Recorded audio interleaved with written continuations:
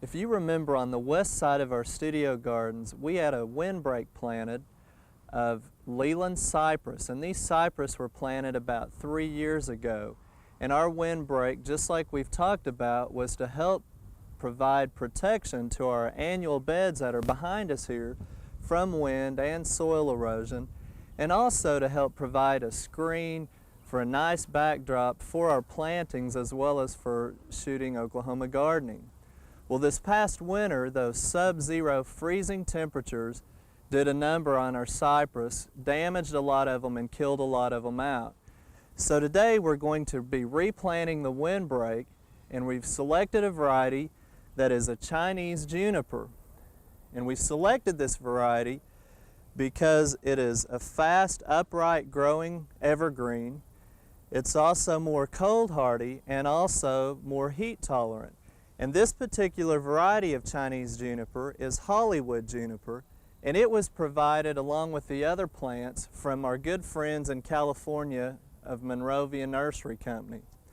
Now, fall is a good time to plant container trees and shrubs simply because of the reason that our soil temperatures are a lot milder and this root system will continue to grow. Now, we've already made our planting hole, and we'll loosen up where we can set that plant right down in there. And the thing that you want to remember is the planting hole should not be dug any deeper than the plant will fit right in there, but you want to get it wider because you want to allow those root systems to grow.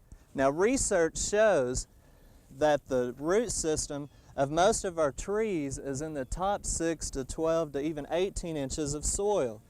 So we've got it set down in there firmly.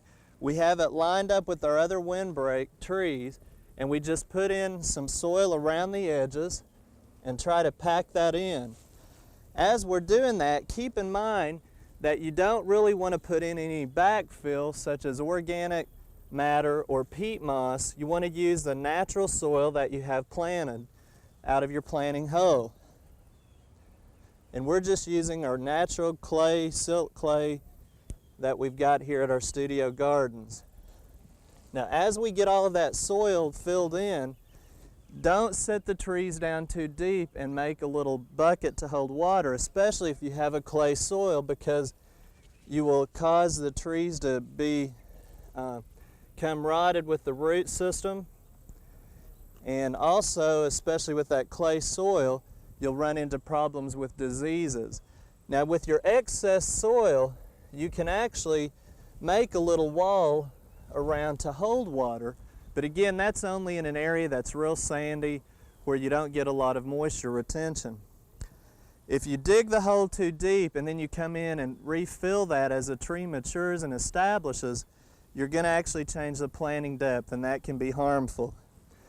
Now, what we'll do once we get the tree planted is we'll water it real well, keep it watered during the winter time, even during those cold temperatures.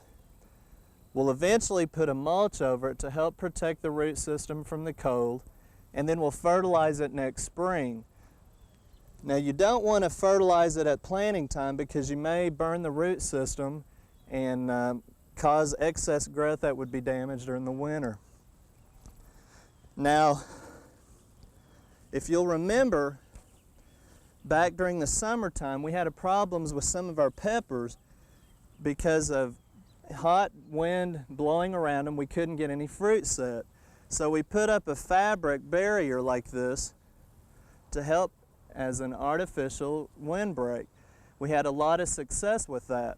Something similar to this would also work behind annuals or perennials or low-growing shrubs if you needed a windbreak and didn't really have room to plant other trees. Now, one thing that I want to bring to your attention, the Forestry Service in Oklahoma with the Department of Agriculture is offering some tree seedlings for a conservation program that they have, and it's called Forest Regeneration Conservation Program. And these seedlings are available for people who have large acres of land who need a conservation program or a windbreak or a wildlife conservation program.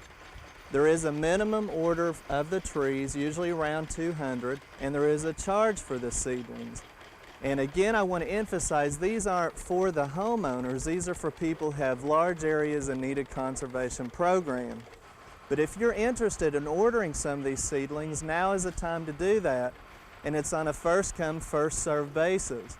You can pick up a form like this at your county extension office or contact the Forestry Department or the Department of Agriculture.